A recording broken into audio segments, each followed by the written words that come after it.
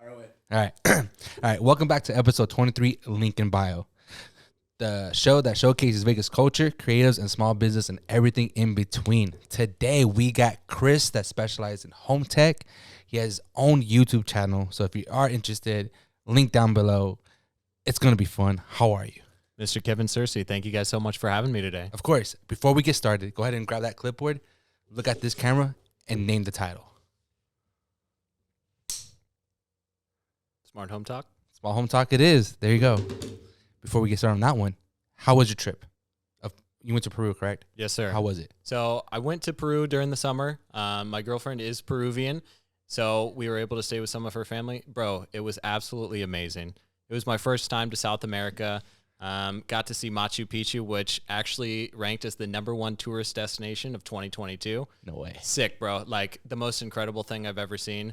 I've seen some of the wonders of the world. So I've seen the Colosseum, the Taj Mahal, the Great Wall of China, and then Machu Picchu was my fourth one. But Machu Picchu, absolutely incredible. And then one thing for everyone to note, Machu Picchu is super high in elevation. So they call Denver the mile highest city. That's super high in altitude. It's about 5,000 feet. Machu Picchu is up there 13,000 feet. So it's double and a little bit more of Denver. How long was the climb? You got to do it in several days. So you got to continuously go up in altitude just so you don't get too sick. We took some altitude sickness medication, but it's a little bit of a trek to get up to the actual Machu Picchu, but it's well worth it. Took about maybe 3 days. Oh, nice. Yes. Nice. I'm glad you had a really great time. Appreciate that. How was the food out there? Really good. Peruvian cuisine is quite unique compared to other cuisines. So it has some Asian-inspired elements. They have a lot of Chinese, Japanese influence in their cooking, but everything's good. Good meat, good dessert. Love me some rice pudding, bro. Their rice pudding is absolutely incredible. So really grateful that I was able to see the Peruvian culture. Like I mentioned, never been to South America, but I would definitely come back in the future. Nice. I'm glad you had a really great time. What made you start to get into like home tech? Yeah, so great question. So I got into home technology about 3 years ago. I didn't have a background in home technology by any means. I was always very technologically savvy when it comes to computers, iPhones. I was basically the tech support for my family. And for Christmas in 2019, I received an Amazon Alexa device. Mm-hmm. So you can I didn't know exactly what you could do with Alexa. I know you could ask it what time it is, set an alarm, maybe once you get some other products, you can use that to control that. So the first product I got was the Amazon Alexa, and then I got the Philips Hue starter kit. So I was able to say, hey, turn on the lights. And I thought that was super cool. Nice. So I figured out kind of on my own using online content creators, what exactly you can do with this product. So I just started expanding my smart home, but there's so much products on the market. Like there's 20 different types of smart doorbells, and I didn't know what type of smart doorbell I should get. So I really just researched all of the different possibilities, found out what's the best one.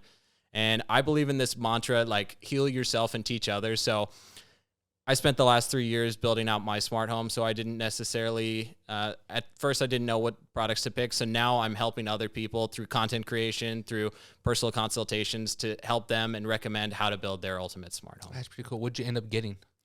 Dude, so I have thousands of dollars of smart home products. It's insane at this point. So I got smart lighting. So I have Philips Hue smart lighting. All of my lights are based on a motion sensor. You can get smart switches. So before I talk about all of the products, you want to have 3 different types of control in your smart home. You want to have physical control. So my favorite example to use is a light switch. So you want to have those physical controls if you have friends or family come over. You don't want to make it a dumb smart home. Yeah. You also want to control it based on your phone, so you can turn it on and off remotely via your phone, and then through voice commands. So, hey, turn on the lights. That's where the Alexa comes in. Yeah. Okay, hey, turn on this, turn on that. Yeah. So cool. So I got smart lighting, smart switches. I got a smart thermostat, so I can change it if I'm ever out of town. I can change my temperature. I have my TV smart, accent lighting, ring doorbell, security cameras. You have everything. Yeah. As awesome. Like your top 3? Smart lighting's a huge one. What else? I have this thing called the Aqara button, and it's actually really powerful. It's about $25. It's just this one button, and I can push it once, and like 10 things happen in my smart home. So I got the lights turning on, the accent lights turning on, the TV turns on, the thermostat adjusts.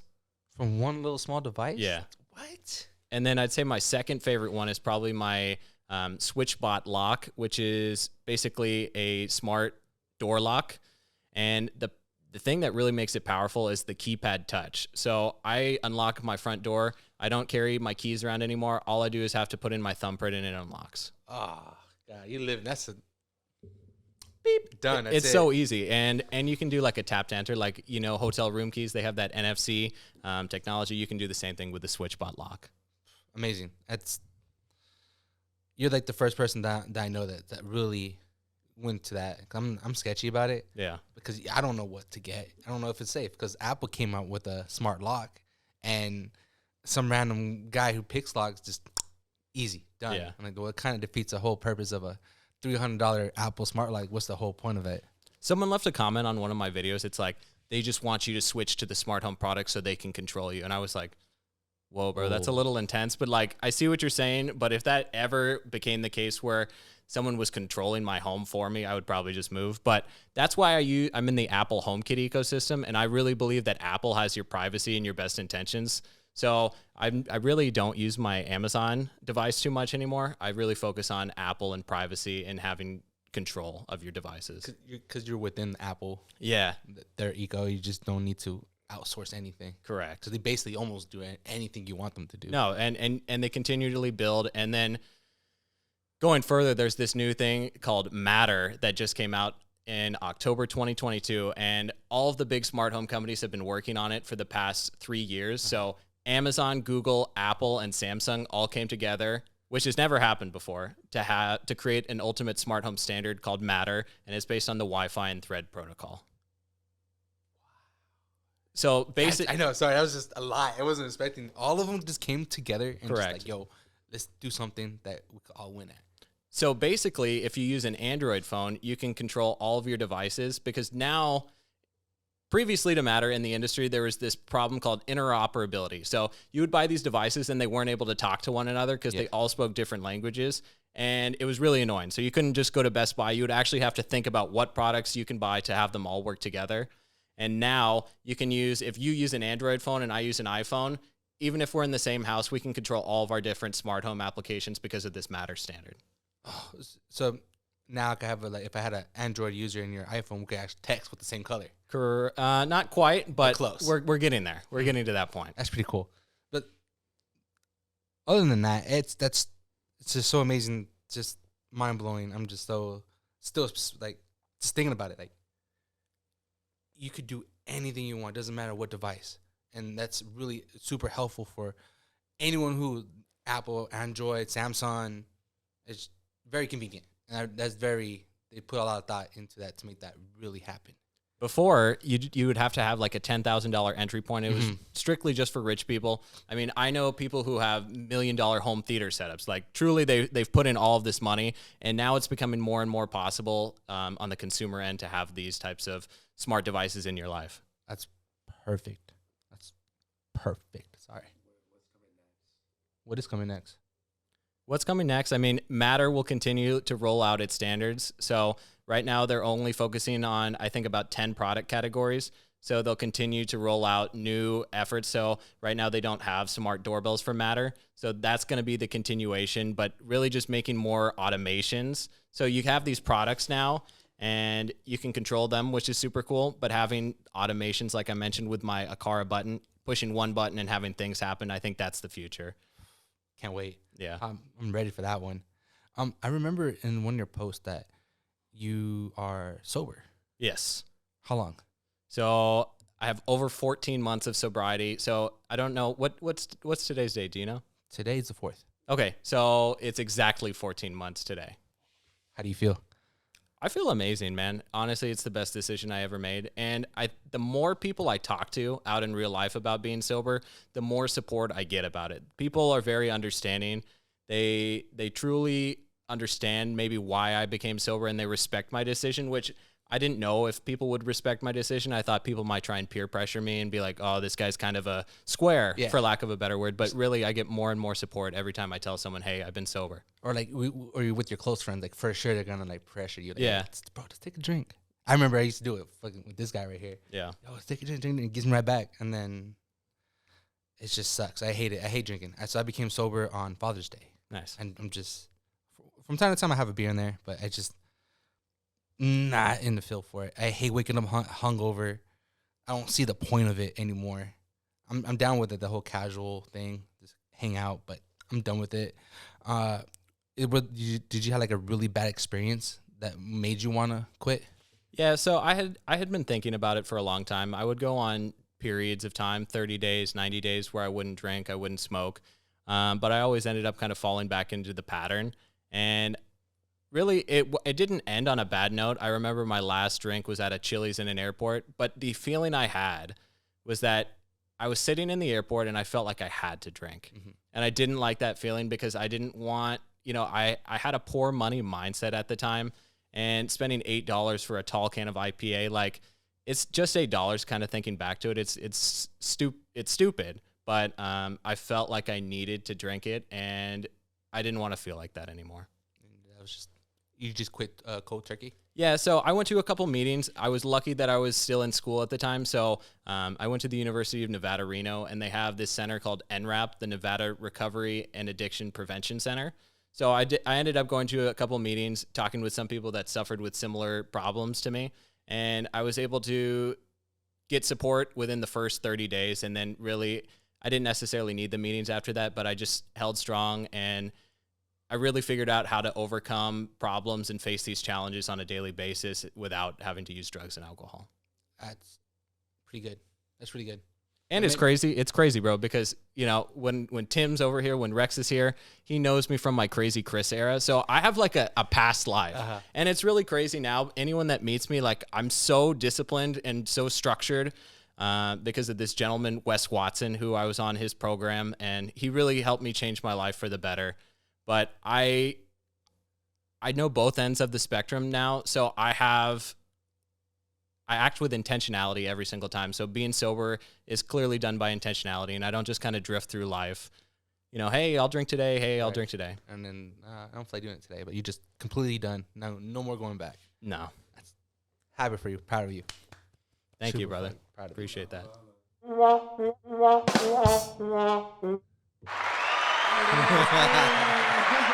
That's pretty cool, man. That's awesome. Do you have any advice that you want to give someone that do want to become a tech creator? Yeah, so really, I started working with Captain Simbed, aka Nikhil, and he's got over 500,000 on YouTube, and he really has taught me some of the rules to the game. So before, I was kind of just approaching YouTube mindlessly. I would get about 50 to 100 views a video, which is embarrassing. People don't want to continue if they don't see success kind of right away or success at all in the matter of what they're doing. Uh-huh. So Nikhil has taught me several different aspects of what it takes to be a YouTube content creator. And it doesn't just have to be about tech. I can touch on tech in a little bit, but you want to make sure that you're creating videos that people are searching for. It's not really about what you want to make content-wise. If you can find a relevant topic, but you just have to choose good titles that people are searching for. So take the top 100 creators and what you want to talk about. So whether that's sobriety, tech, and figure out what videos of them are hitting. So if someone has 1 million+ viewed video, it's going to be a hit for you too. It may not hit 1 million, but you'll get that run, the views at least you're looking for. Right. So you're going to want to figure out a similar title. And then one thing that I did is I always had terrible thumbnails. I used Canva, and it was just like real basic titles. Real basic thumbnails. And now I make them captivating to the audience. I make them almost to the point where you have to click on this. You put more thought into it. Yes. Yeah. Yes. Instead of you think of the video, and then you think of what will be a really good thumbnail theme for this one. Right. And then right there, do you use what's it called, any third party plugins for what's it, ESO? SEO. Thank you. No, I don't. I just search on YouTube, figure out what's hitting, and then model my videos based on that. And one thing I started doing is scripting my videos. Mm-hmm. So I have a more clear intention of what content and what I want to say to the audience. So I do that. I script out my videos. And the biggest thing I learned from him, which is honestly it's so stupid that I didn't think about doing this before. I'll read the script out multiple times. So the more times you read the script, the more expertise you'll have, and you'll deliver the script in a better fashion. And it'd be a lot easier. Yeah. Yeah, because I have like tons of scripts, but I really want to get that monitor to just to read off of it, because Like a teleprompter. Teleprompter. That's but then people can tell. That's the hard part. Like, I struggled a lot with acting too robotic. Like, I don't want to be Smarthome Chris that just says words. Like, I want to be a person, someone that the audience can feel like, hey, this guy actually knows what he's talking about. Right. So it's a hard balance to find. Is. Like, I wish I could use a teleprompter, but then I just go into robot Chris mode, and I'm not trying to do that. I think it'll be a really good practice. You would probably will be robot at first, but over time you just find your rhythm and just go with it, because memorizing does take some time. And it does. And then you got to reread it, and if you don't like it, like, damn, I got to go back. And I'm pretty sure it does save a lot of the time, because you kind of get like a general idea. Mm-hmm. Just going, rolling up. Okay, cool. It'd be a lot easier versus that. And then if you do want to change it, just type it. Yeah. That's eventually what I want to do, because like memorizing takes some time. I've been YouTubing since 2016. I didn't take it serious until 2018, 19. Like, real serious. I had it, I post whatever, but now I'm like, I really want to achieve 1,000 subscribers in 2024. No, bro, you got it. Like, I'm confident if you take some of the tactics that we talked about today, you get it a couple months. Oh yeah. You just got to be consistent. And you think of it like the game. Like, if you don't play by the rules of the YouTube game, you're not going to succeed. But if you understand some of the rules, and I can touch on this more with you off camera, but you got it, bro. Oh, yeah. Like, I'm 100% confident that you got it. Oh, 1,000. And one of the reasons I started this podcast, because I was reading like what YouTube really wants, and it says that if you post once a week, you'll be okay. I'm like, all right, bet I could do this podcast. I can make 52 videos and post it once a week for a year. That's the timeline I'm on. But the crazy thing is, I'm making 2 videos a week, and I'm only posting once a week. So I'm having this tons of backlog now that I'm able to post, because I'm going on a cruise in early January. So I'll have this content that I'm just ready to post out to the world, and they can enjoy. Enjoy while you're just chilling. Yeah. Where are you going? So I've never been on a cruise, so I'm actually quite excited about it. I'm going on a 7-day cruise to Mexico. Wow. I've never been to Mexico either, so. That's pretty cool, man. Yeah. I've never been on a cruise. That sounds. I don't like water. I don't like boats and water. Yeah. That shit's scary. The craziest part is one of the cruises. So I'm going on a Carnival cruise. In the last week, 2 weeks, someone fell off a Carnival cruise, and they got stuck in the water for 24 hours, and they survived. I can't do it. Yeah. I'm scared of the water. I don't know what's in there. I know there's sharks, whales, fucking. You don't know what's in there. No, That's like, we're still exploring the water, but deep down, you don't know what's in there. Mm-hmm. Plus, I ain't trying to get eaten. I know. Can't do it. It'd be good, bro. I'll watch it on YouTube. I pretend I'm there. Or just wait till do it, or just watch it on the VR. Yeah. Just put a fan in front of your face, then you're there. VR is going to be a big one. I know Meta has been in the news lately for wasting all this money, but Apple, I don't know if you heard this rumor, they are rumored to be releasing their VR headset in sometime in 2025. So I'm just all in on Apple stock at the moment. 1,000.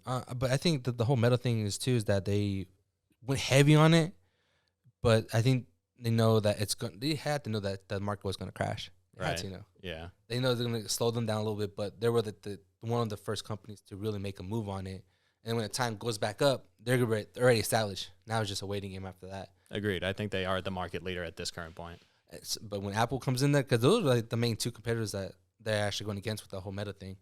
And are you into NFTs as well? I'm into crypto. I'm not too into NFTs. Okay. Crypto is a funny topic because I truly believe in it long term. Yeah. Like, I'm all in on Bitcoin, but there's been a ton of crazy stuff happening. I mean, the FTX scandal within the last month. Like, I follow that every single day. I was just watching some of the news articles. But the craziest thing, bro, this girl that I went to my middle school, her name is Tiffany Fong, and she's been interviewing Sam Bankman-Fried, who's the FTX CEO. She went to my middle school, and she's like one of the head journalists in the crypto space right now. So it's really just making me proud. So shout out to Tiffany Fong for that. Nice. That's pretty cool. That's cool. And then there's a lot of scams that go on in crypto. That's the downside. There's a lot. Like, just put your money. There's no. I think I got scammed probably like 4 times. Yeah. I didn't put that much in there, But damn, like I'm glad I didn't Mm-hmm. because they look really promising. Yeah. If it's too good to be true, it's a scam. For It sure. sucks. But I got into Wonderland, and then it was doing well, and then it was just dumping. Like, yo, I need to just cash out something. Yeah. And I was like, all right, cool. I'm gonna wait probably this time next year, and maybe start reinvesting into crypto because I'm still new to it. Yeah. But then that shit a little hurt, so I don't want to like. I'm gonna wait. Just one word, Bitcoin. Like that's Bitcoin. all you really need. Yeah. Why Bitcoin though? So Bitcoin, there's 21 million Bitcoins that will only ever exist. Mm-hmm. So if you own one of those Bitcoin, you could potentially be one of the 21 million richest people in the world. It all depends on the price you want to pay. And the thing about Bitcoin is that it's been around since the 2008 crash, and no one's ever figured out a way to hack it. Mm-hmm. So it's very safe, it's reliable, but it all determines on the value that people are willing to pay for one Bitcoin. Yeah. So if people no longer have belief in the US dollar, they'll have to turn to this thing. It's basically digital gold. That's pretty cool. Yeah. Damn, you're super knowledgeable about that. I wasn't expecting that. I don't know shit about fucking crypto that much. Wow. You're a very interesting person, bro. Appreciate Yeah, that. I like to take the time and just like really like wow, because everyone's different. Mm-hmm. Like the guy before you, he does his own production company and he does his own little short films. It's just everybody's background is different and they're all creators at the end of the day. Right. And it's pretty amazing.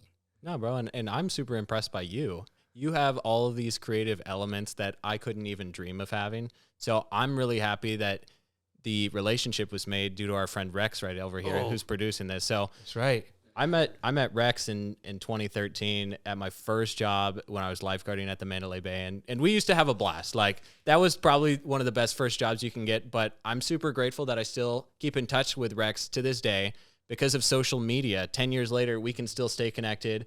And I met you through it. We hung out at one of Rex's events. Yep, he's a DJ now. Yeah, Pretty nice. I'm with two creative guys in their studio, and I'm just super grateful that this podcast wasn't even supposed to happen, but that the people before me had canceled it, and I'm quick and I'm on social media, and I was ready to get here in 30 minutes, and here we are. Yeah, and then we got things happen. We got another guy right here too. Heck yeah. Man, it's gonna be awesome. It's here. This podcast is for the people. It's like, hey, do you want to talk? You want to do something? You just want to make some content? Let's go. It's here. Content is the future. Content is king. Yeah, it's another social media payment, social currency. For sure. Attention. It's just, and it's here. So if you guys ever want to be on it, let me know. Just shoot me a DM, email me, schedule you guys in, and just have fun. For sure. Once again, thank you so much for showing up, man. I appreciate everything you've done. I can't wait to see your YouTube grow to 1 million subscribers. And the way you're doing it, you got this. I appreciate it, bro. And I appreciate all of your help. I mean, we didn't tell him, but you've been editing some of the videos. So thank you for being a part of my journey as well. Appreciate it, man. I love it. I can't wait to make more editing videos with you guys and everyone on the team. It's just, I'm overwhelmed of excitement because I don't know what to do because I'm just happy. No, and I see it on your face. Like you have an immense amount of gratitude. So thank you for that, sir. Appreciate it, man. So if you guys are new to the channel, don't forget to like it, subscribe, and share with a friend. If you want to check out his channel as well, it's going to be all in the description down below. Sweet. Thank you, guys. Thank you. Hell yeah.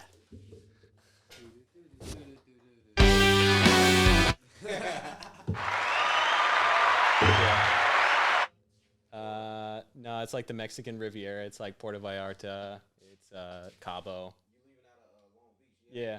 Yeah, my wife and I, we went on that exact same cruise. Carnival?